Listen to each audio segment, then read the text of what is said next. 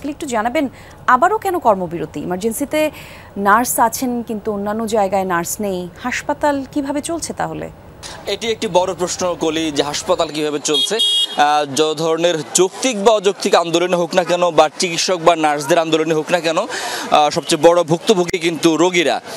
আমি এই Dhaka medical college হাসপাতালেও দেখেছি যে অসংখ্য রোগীরা কিন্তু দুর্ভোগের শিকার হচ্ছেন। এমনিতেই এই হাসপাতালটিতে ধারণ ক্ষমতার চেয়ে প্রায় 3 গুণ রোগী ভর্তি হন, কারণ গরিবের হাসপাতাল বলে এবং ভালো চিকিৎসা পাওয়া যায় বলে ঢাকা মেডিকেল কলেজের একটি বড় সুনাম রয়েছে।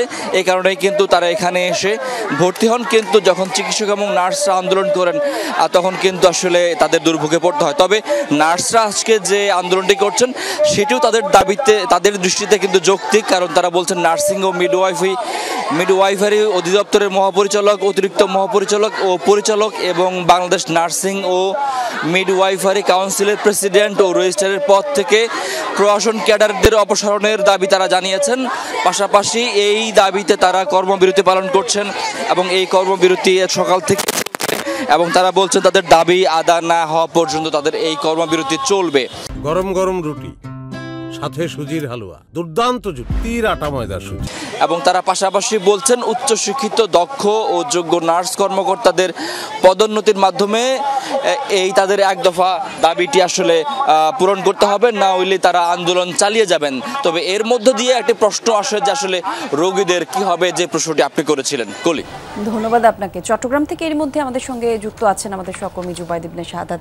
জুবাইদ, জানাবেন চট্টগ্রামের কি অবস্থা, রোগীরা ভোগান্তিতে পড়ছেন কিনা, সেখানকার সার্বিক পরিস্থিতি কেমন দেখছেন?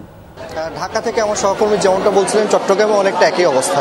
আজকে সকাল 9টা থেকে দুপুর 1টা পর্যন্ত 4 ঘন্টা এখানে কিন্তু কর্মবিরতি চলছে এবং এই কর্মবিরতির কারণে হাসপাতালের বিভিন্ন ওয়ার্ডে কিন্তু সেখানে রোগীদের মধ্যে যে বেশ ভোগান্তি সেটা আমরা দেখতে পেয়েছি।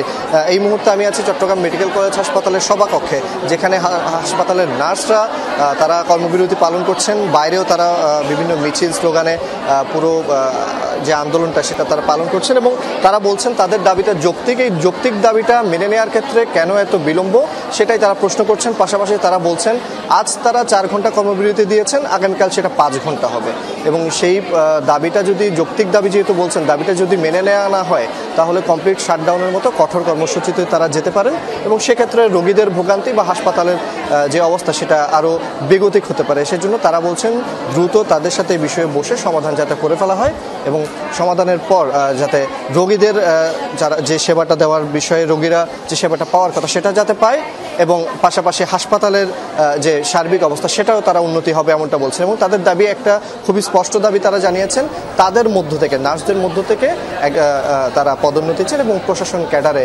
কাউকে তারা চান না, এমনটা তারা বলছেন। ধন্যবাদ আপনাকে শাহাদাত।